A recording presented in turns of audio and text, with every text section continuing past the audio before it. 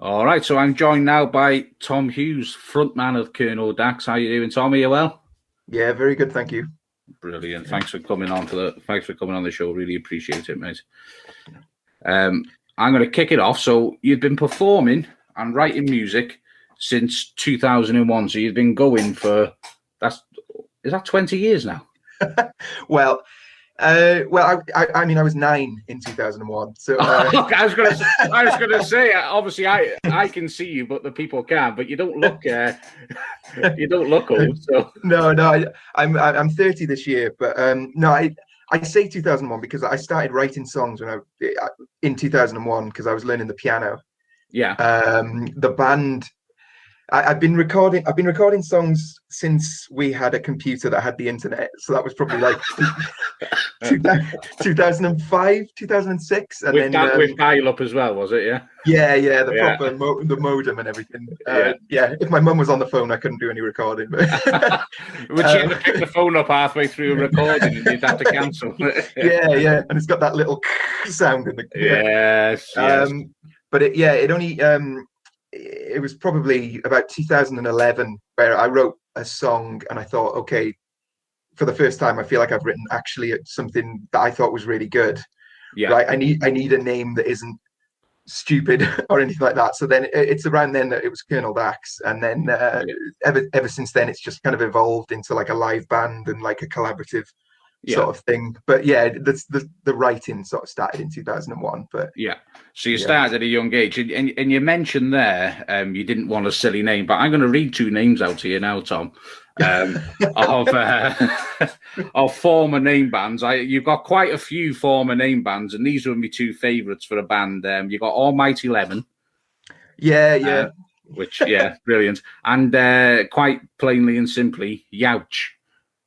Oh God, yeah, Youch.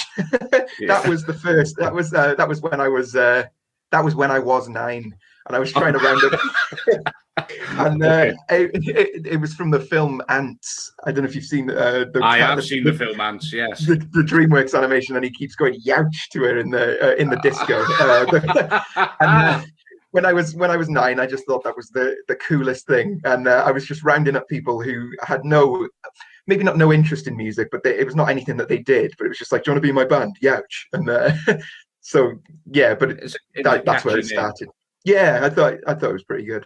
Well, you were 9, so fair play to you. 9, that's good. Yeah.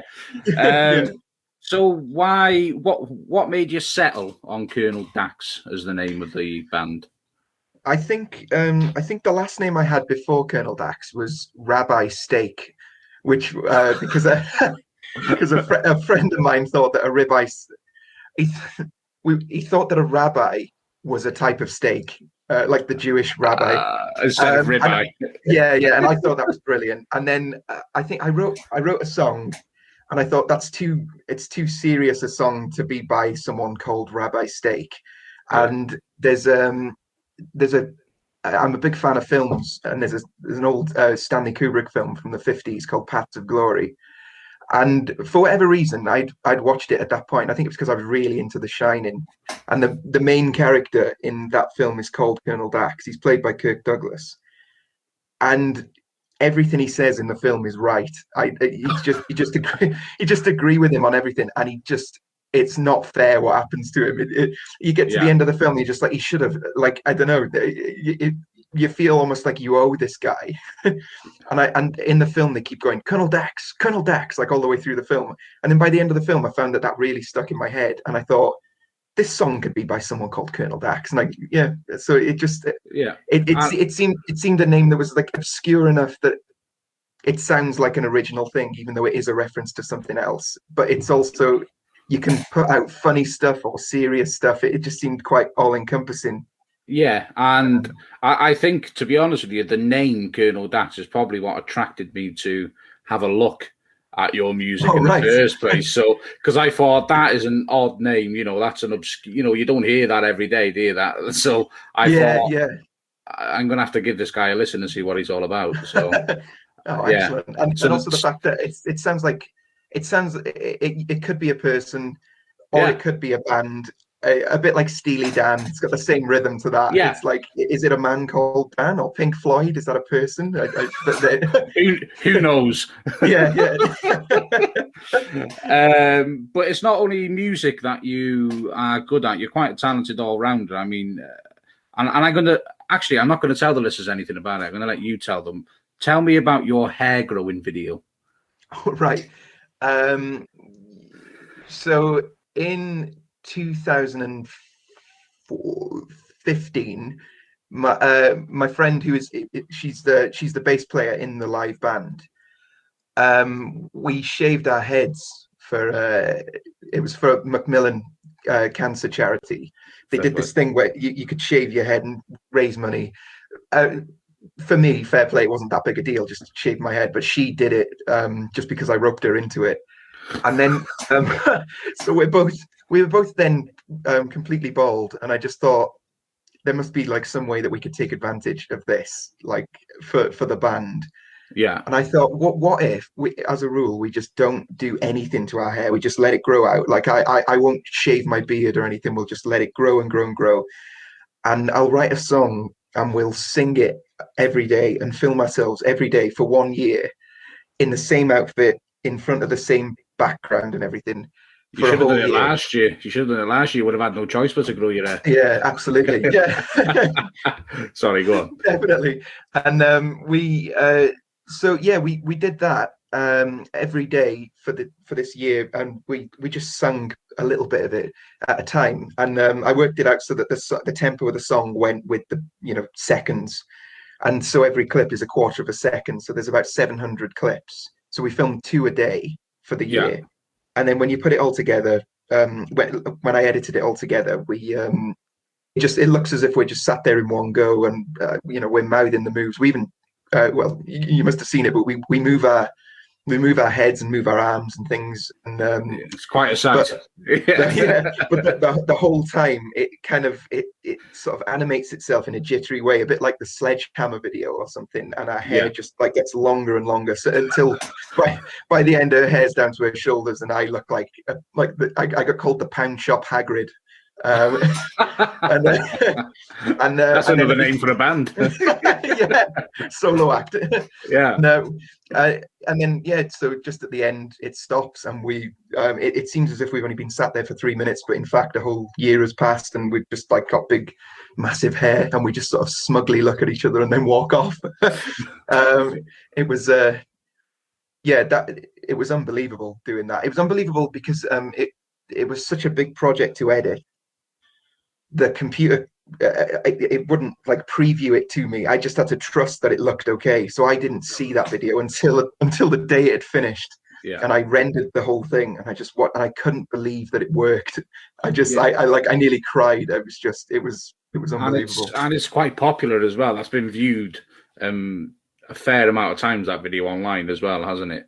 Yeah, it went it was a slow starter because I put it on YouTube, and I think in about 6 months it had about 8,000 views, which is okay. And then I think my phone just started going off one day when I was in uni at the time, and it was just email after email of just people commenting on this video, and I was like, what is going on? And then it had about 100,000 views in a week, and it's on about 200,000 now. And it was just showing up on sort of like lad Bible type things on Facebook, and it was on these French websites. People just kept sending me links. So it's here.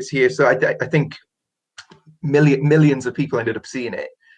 It was I was so happy that it happened, but I was so stressful at the time because of all. it was like I'd let all these people into my living room all at once, and people are just going like, "Oh, what a rubbish song," and all that. And it's just like, yes, okay, yeah, all right, yeah, I know, yeah. And obviously, we always pay attention to the negative reviews and everything. So I was just sat there, completely horrified by it, but sort of weirdly excited as well. But yeah. But I was glad because of the effort of the whole thing. I wasn't doing it for any sort of attention or anything like that. But when finished, I just thought this is the type of thing that quite a lot of people might see or share or think is worth spreading around. So that was exciting. And obviously, you know, and that's good as well because it's something that you spent a lot of time doing, and it's been received well. So, you know, well done on that.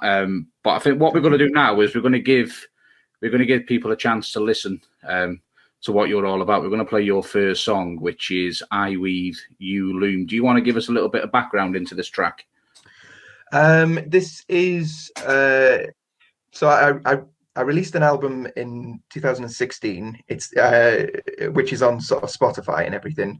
But this is the second track on the second album, which I haven't yet released. We might talk about this after, but it's a horrible story.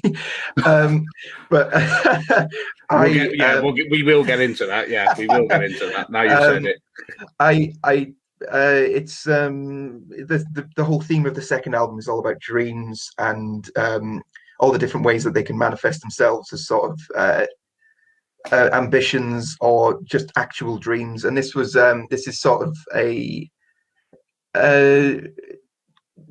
it's quite difficult to distill the lyrics, so maybe I'll just let it play. But I was really, really happy with the sort of riff, you might call it, at the beginning. It's in a really strange time signature, not to get like very nerdy or anything, but it's quite rhythmically complex and it keeps shifting around.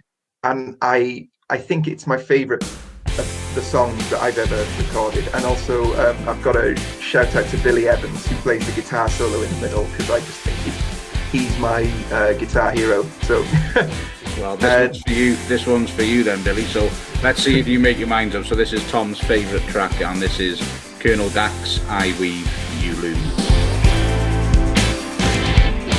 I believe you are not what you think you seem, and I believe you don't say the things you mean. But because you're here, I don't mind if the room spins and fills with water, 'cause tonight's sensation wins. And if that's a little bit of the party, as I think it might be bubbling like dynamo. And I'm moving and I'm shaking, but I'm thinking, 'cause I'm just going to figure out a way to go.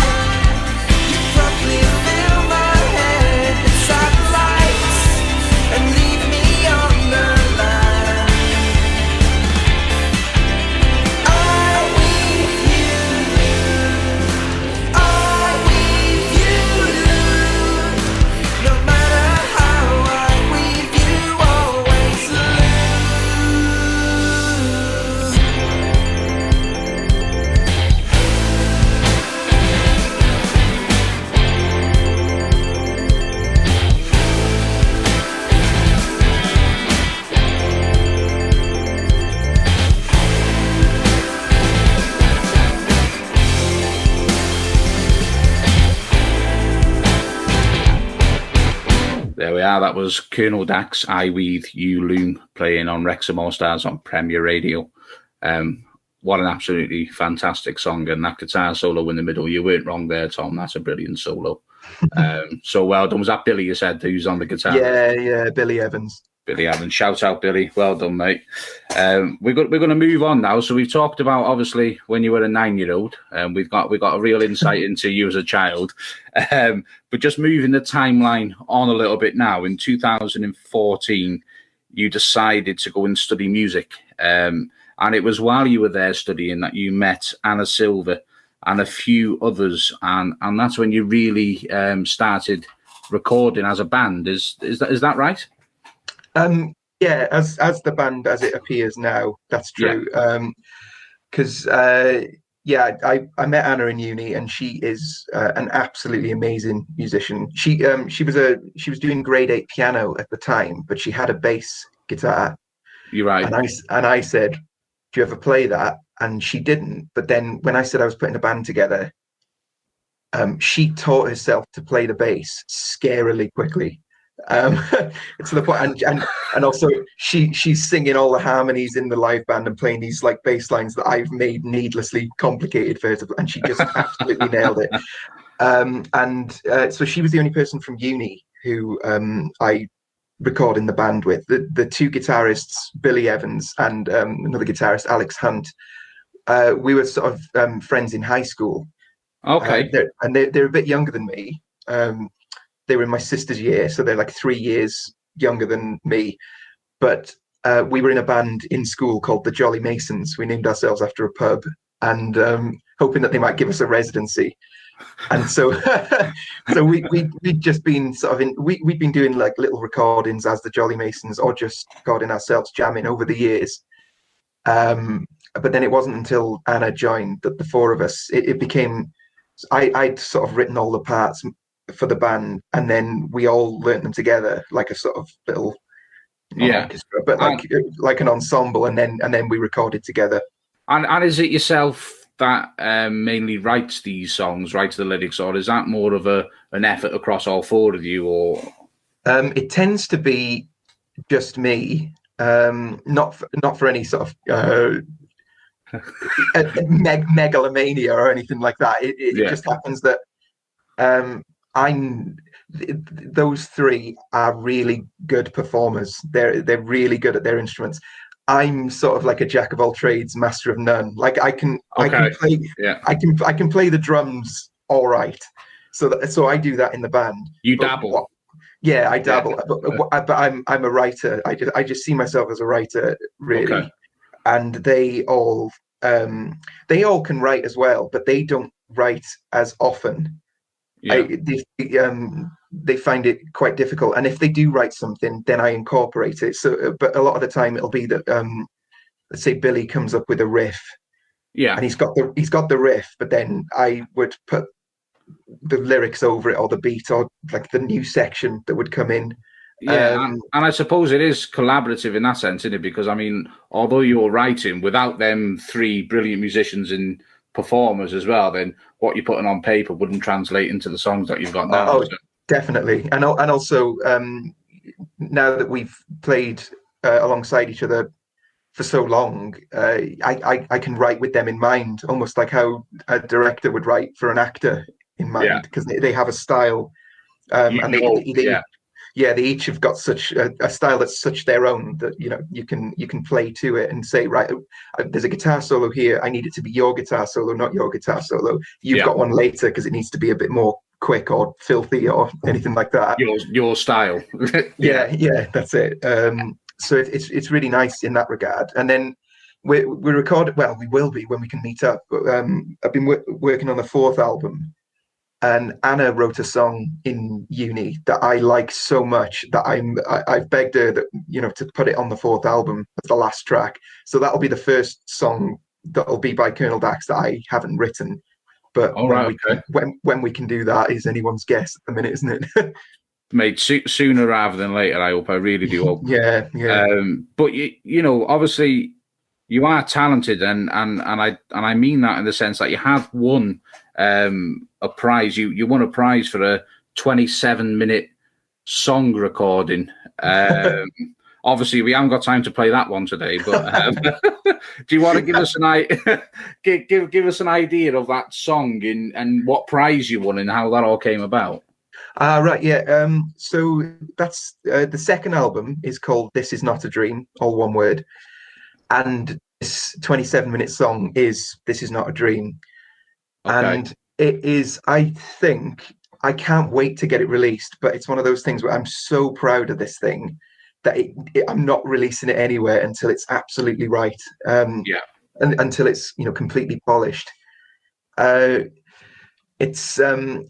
was supposed to be an album in its own right because I had a lot of really vivid dreams about my dad over the years, who I lost 12 years ago coming up, and that's like sort of he was my musical sort of mentor. Like he wasn't a musician himself, but he loved it so much, and that's like it's almost primarily the reason I think why I love it so much as well. Yeah. And all these dreams occurred, and I thought, right, when I've got enough of them, I'm going to make an album of all these dreams because they were that vivid. And in the end, I just decided to string them all together into this one big song for this second album, which is all about dreams. And we recorded it over a few months in 2017, and I just had all these sections, like strange sounds to sort of describe what happened in the dreams. And we finished it, and I remember we went for a drive to test it on the car speakers, and it was the first time all of us had heard it all in its entirety from start to finish, and we just couldn't get over how good it was. Like, not to toot my own horn or anything. No, but that's fine to do. And I mean, I imagine, given the fact that it's about your dad, and I didn't know. So again, I'm sorry that you lost your father. Oh, thanks. But it's quite moving, and I suppose the music that you're writing, if it's got that influence, is so personal to you as well. Yeah. So to know that you've done yourself and him proud in that song must be such an achievement and such a feeling for you as well. I really believe that as well. And it's the first time, because there are all these phrases about, making someone proud or things like that. But I remember listening to it and just thinking, wow, if like, I'm so happy how well the emotion came across all the way through, because there's all different emotions in there. There's periods of joy and like absolute horror in the middle. And then at the end, there's just this weird like feeling of sort of acceptance, like coming to terms with things. And like you listen to the whole thing, I'm so proud of it. I can't wait to release it. Yeah. But I can't wait to listen to it now the way you talk. But what you're saying there, the different emotions in terms of, I imagine, grief, really, acceptance, scared, but then obviously joy, looking back on memories. So you're sort of really, through the song, you're really going through the emotions as well, aren't you? Yeah, it really takes you from one place to another. I've got a friend, a childhood friend who now lives in America, but he came over and bought a copy of the CD of the version that exists now, but I'm still polishing the production of it and everything. Yeah. And he messaged me just to say that he can't believe, because he's a very good writer, this guy. Yeah. And he just said that it was the way it moves from one emotion to the other is like that's the main thing that you take from it. Like one second it feels like this, and then you feel like something else completely sort of effortlessly, and it's like, oh my god, I feel like this now. It's just a complete journey of emotion and everything. And I want you to do me a promise now. When you do polish that and release that, will you send me a copy? Yeah, for sure. Yeah, send me a copy of that. The only bit that I have sort of released is on my SoundCloud, because it's separated in 8 parts. I put the 8th part, so the end of it is on my SoundCloud. Yeah. So yeah, if anyone's interested, yourself included, you can listen to that there. It's probably the best bit of it, but and it stands as quite a decent song in its own right. And there's another brilliant guitar solo by Billy in the middle. But it's better when you've had sort of, it's like the 22 minutes that come before it, so that you arrive at this bit. But Yeah, that's the climax. Yeah, and it's kind of like in the sort of vein of Pink Floyd, the way they sort of link all their albums together. You know, the songs just flow into one another. It's that type of thing. Tells a story as well, doesn't it? And you can follow it from one track to the other. Yeah, definitely. And the awarded one was it was just in uni. I submitted it for my third year composition project at uni. Yeah, and it won a little. Well, this is radio, you can't see it, but there's this little glass trophy that's behind me over there. I can see it, everybody. It is there. It's massive. It's got neon lights all over it. It's huge. It's huge. I was going to ask. Well done on that and on the album as well. And but what I want to do now is your opportunity. Obviously, you mentioned it earlier that you're on SoundCloud, but if you want to take this opportunity now to let my listeners know where they can keep in touch with Colonel Dax and where they can listen to your music. Right. The place I'm the most active is Facebook. The Colonel Dax page on Facebook, and YouTube is my other. But the videos, they've been more far between than I will have liked of late. And I'm also on Twitter at Dax_Colonel, and Instagram. It's Colonel Dax in some way. I think it's Dax Colonel on Instagram. And I check them all. Not that there's much activity on there at the minute, but hopefully there'll be more after tonight. Hopefully, hopefully. Yeah. And I'm sitting on so much content at the minute. It's ridiculous. Yeah. There's just so many other things in the way, obviously, such as life. But I don't want to release all these things until they're good and right. Yeah. Until the production on them is like perfect and everything. But hopefully by the end of this year, I mean, there are about 7 albums that I want to release this year of original material. So it's all sort of, and 2 of those albums, I mean, I could release them tomorrow, but I'm still just tweaking them just because I want them to be the best that they can be, because I really think it's good material. But I feel like my production in places lets it down, so I just need to. It might be a case of getting someone in. So if anyone wants to give me a text, follow him on there on Facebook. You know that. Yeah. But no, and thanks very much for joining me as well. I do appreciate it. But thank you very much for having me. No, you're welcome. Everybody, make sure you do follow this young man, Colonel Dax, on Facebook. His music's fantastic, and obviously he's got a lot more in the pipeline. But before I leave you, what I would like for you to do now is to introduce your final song. You're listening to Wrexham All-Stars on Premier Radio. I'm Tom Hughes, aka Colonel Dax, and this is Treasure Valley.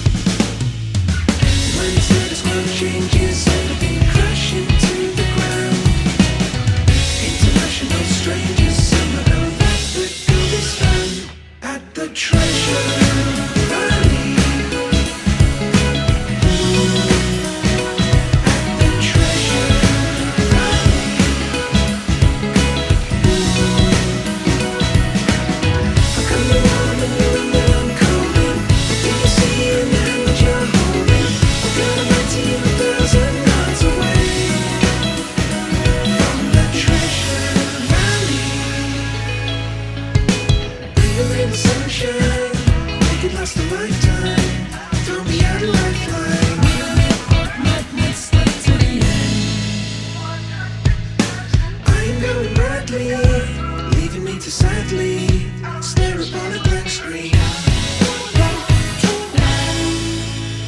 Treasure in the valley.